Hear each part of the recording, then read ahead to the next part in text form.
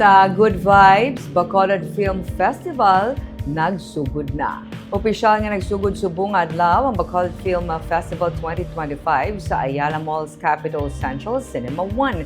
Ginpangunahan ni Mayor Greg Gasatay ang mga opisyal sa syudad kag ang festival director nga si Tanya Lopez, mga miyembro ng BFF Council kag jury ang opening kainas ang aga. Sunod sa mga organizers ng Bacolod Film Festival nagatuyo nga ipakita ang talento sang local nga filmmakers kag maghatag sang plataporma sa ilang mga obra nga nagapakita sang kultura, istorya kag identity sang Bacolod City.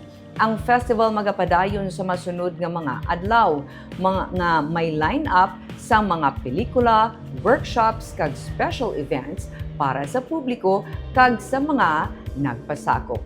Ang mga pelikula showing tubtob Nobyembre 29. Ginapanawagan ng publiko nga suportahan ang local film industry sa Bacolod. And for me, I'm very happy that ang ating mga local talents diri from young to young, mga age na nag-ari diri, especially the filmmakers, local filmmakers.